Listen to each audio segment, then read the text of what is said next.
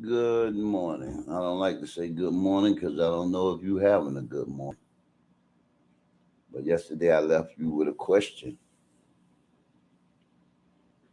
What is the most dangerous institution in the world?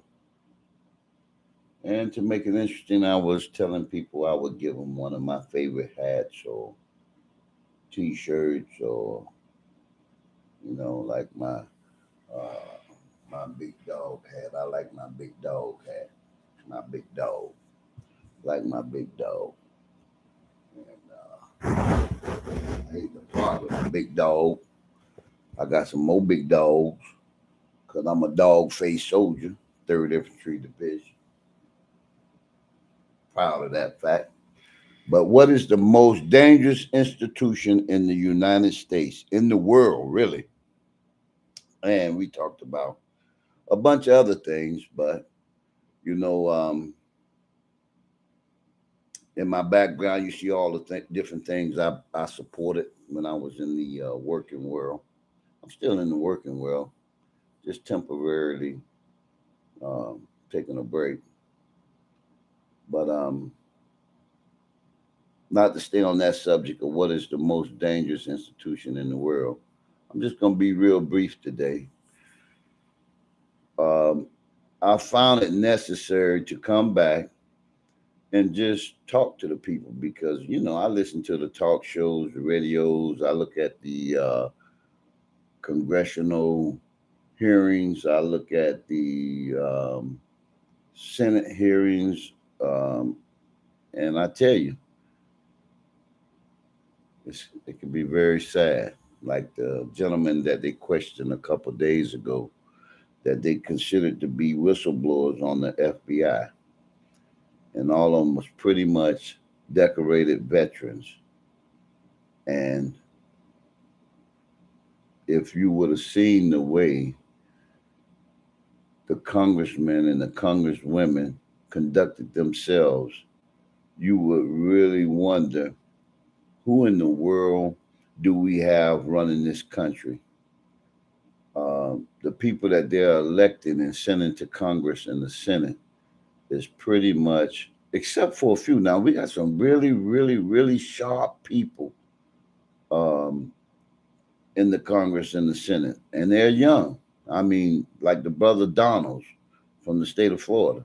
Man, that guy is sharp, and he's bright, and he's on point. I'm not saying that because of his political party or his skin color. He's just sharp. He's on point, and he speak with facts.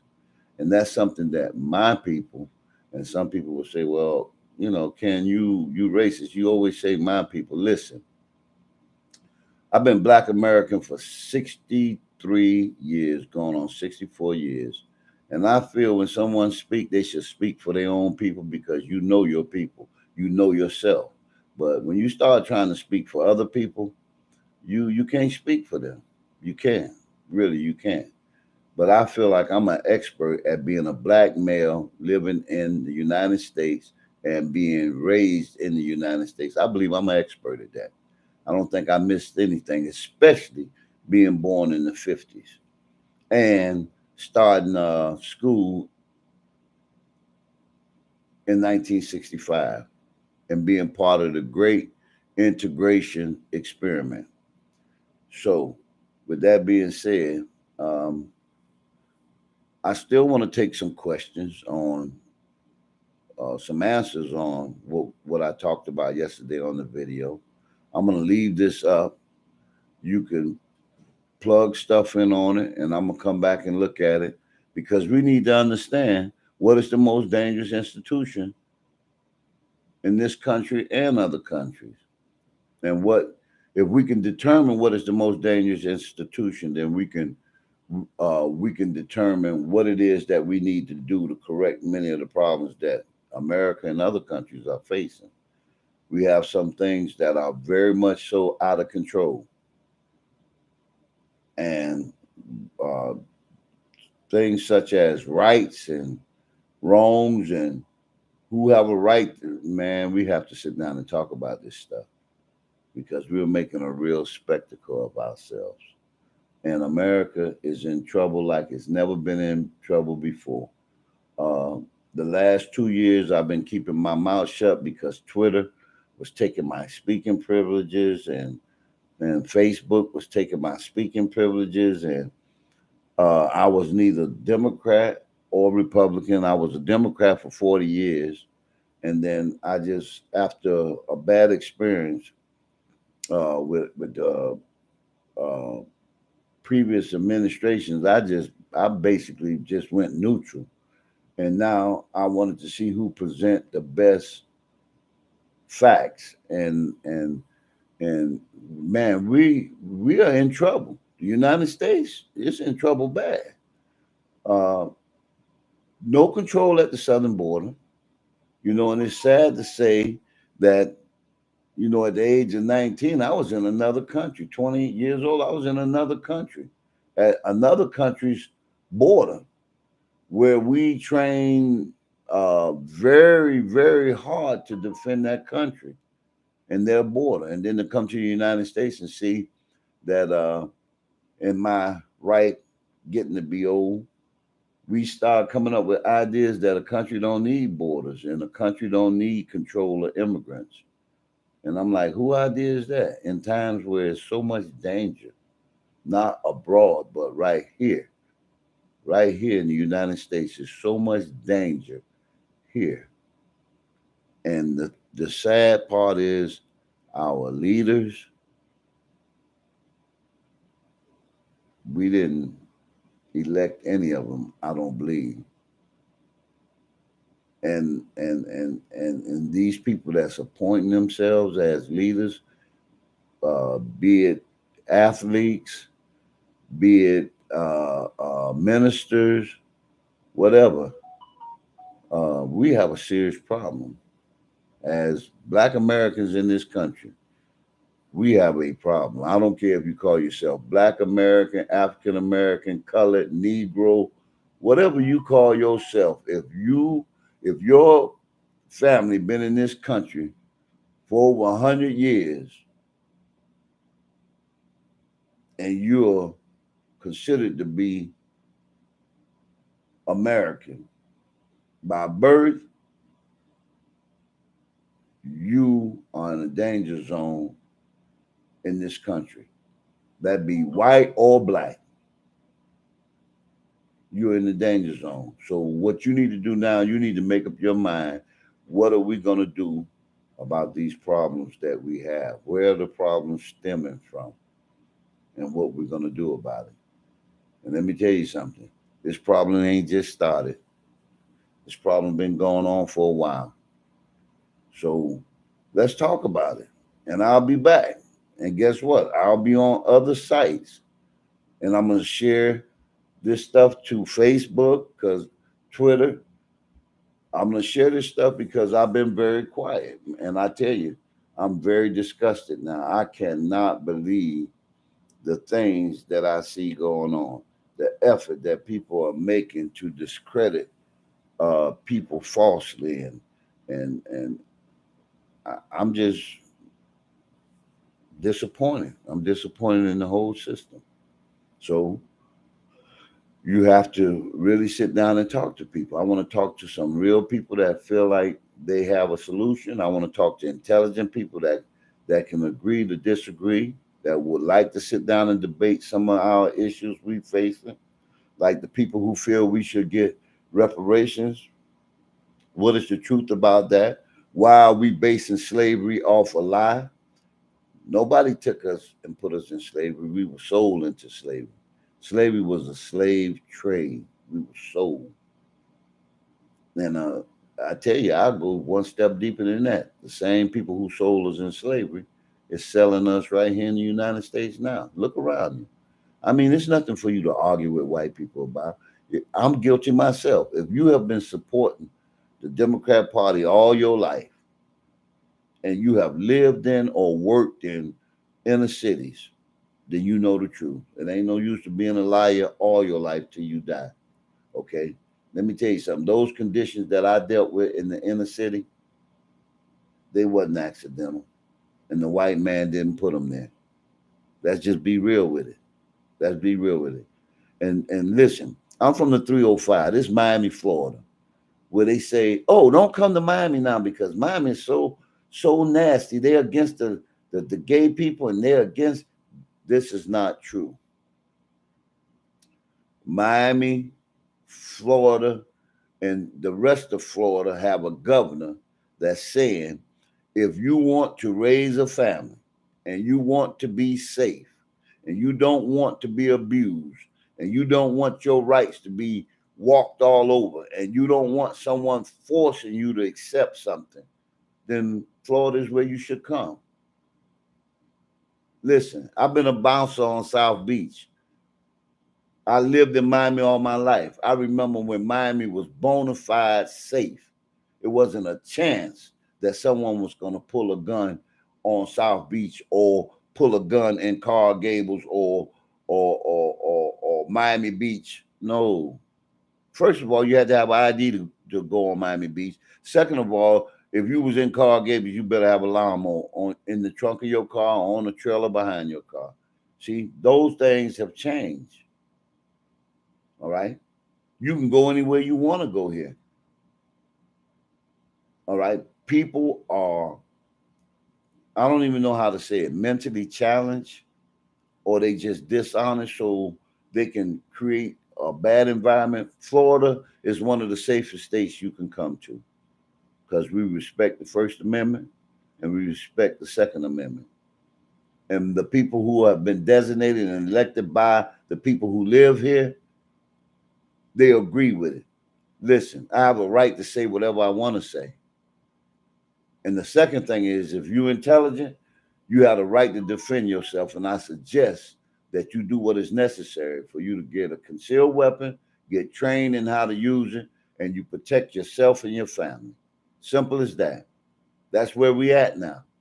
Once upon a time, you didn't have to carry a concealed weapon, but you have people walking around that is suffering with all kind of psychosis, pathological liars, and you name it. You have some people that are so narcissistic, they don't care who they hurt.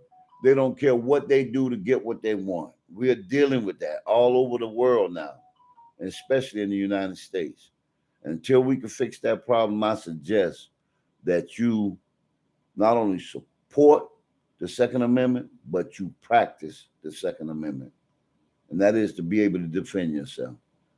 You have a right to speak. I want to debate with you. I don't want to argue with you. I'll sit down and listen to you.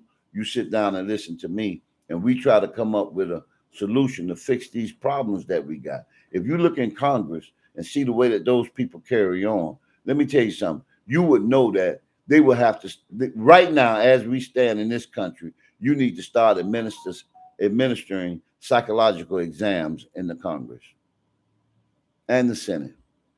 You would know right away, right now, with the things that's going on in the White House and all in this country, that there are people that need to withstand a forensic audit because we got some corruption and compromise in this country that's unbelievable. And it's not me saying it. It got to the point where the Chinese went to bragging about it. Look at it. Look it up. They went to bragging about it. They say they got officials right there in the White House. They got officials all over that's that our government is compromised. So I don't want you to believe me. Do not believe me. I mean, the information is there. Stop going on AI and trying to find out if you're gonna marry a husband and what he gonna look like. Forget about that stuff. Go on the internet and use it for the good. Use it to teach your kids the math that you don't know. Use it to teach the kids the grammar that you don't know, the English that you don't know. Use it to research the people that you have elected to office that you don't know anything about their background because you didn't take the time to research them. Okay, and then a lot of the arguing would go away. A lot of the anger and violence towards each other, it will go away because when you start dealing with facts, you won't be able to deny. You won't be able to deny. Man, it's some politicians that were in office that had no business being in office. And if you go and look in their backgrounds, you're gonna understand why they shouldn't have been there. You know what I'm saying? I mean, I'm just not, man, I'm not looking at no color.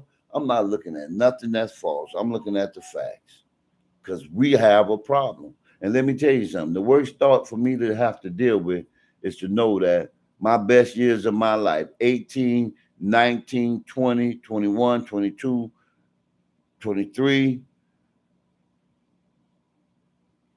I was under contract. I was actually sworn to an oath that, as a civilian, you could fight or flight.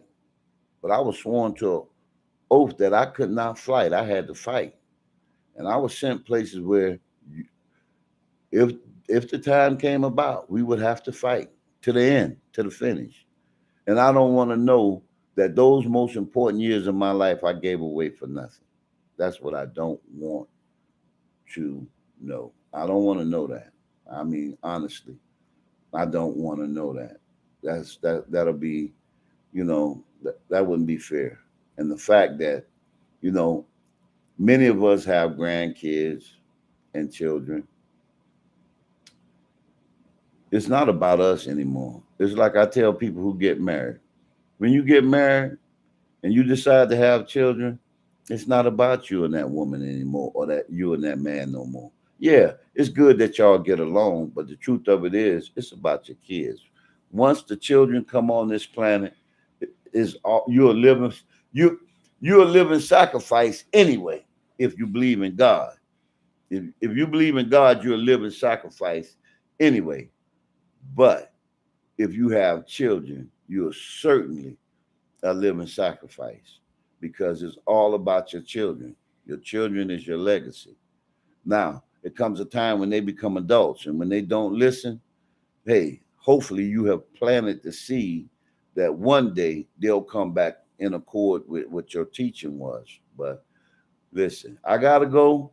I got a lot of work to do. I got to check on moms. I got a lot of stuff to do, but listen, I'm going to come and see people as much as I can. I'm not here to argue. If you say something, back it up with fact. And I'll make it, and I'll go one step further. Back it up with fact or credible experience. Because sometimes fact is brought up, is developed from some things that experience will challenge fact. So if you have an experience that is convincing, I'll sit down and listen to it, and hopefully the people that look at this site will sit down and listen to your experience. Like one of the things I don't agree with the governor uh, is certain jobs that's got to have unions, and the teaching profession. I can speak from experience. The teaching profession must have a union. It's got to have a union. It has to have a union. It has to have a union. And you say, well, why you say that? Well, I was a union steward for 25 years. All right. It was a time that I represented almost 200 teachers. And I knew what were some of the things that I really had to fight against. And I also realized I can, that's going to be another, that's probably going to be another podcast I'm going to do on that.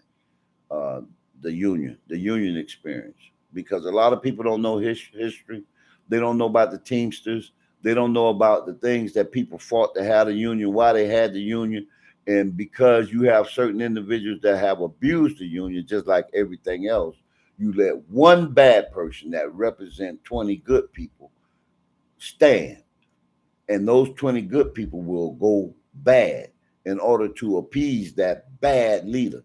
A bad leader can ruin everything. That song, One Bad Apple Don't Spoil a Whole Bunch, that's a lie. One bad apple do spoil a whole bunch. And I'm going to tell you, I experienced it. I experienced it. And the fact is, I have put groceries on the table with fruit, and I have tried it. I experimented with it. And if you put an overripe fruit amongst other fruit, those other fruit will get ripe very fast and they will go bad very fast. So Uh, I apply that to people. I've seen schools failing multiple times, F's. I seen them bring a principal of the year for the state of Florida and assign him there.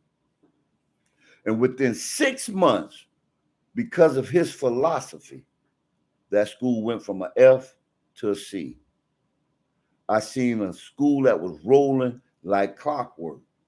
I've seen them bring in bad principals, and I've seen teachers that was respectable, hardworking, dedicated, turn bad overnight. So we're going to talk about that. If you want to talk about it, we're going to talk about it in depth. And I have facts and I have work experience. So let's talk about it. I'll talk to you all later.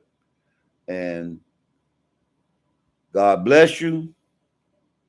Have a blessed day. And remember, to speak freely is your right. That's your constitutional right. To defend yourself and your family and your fellow man is your right.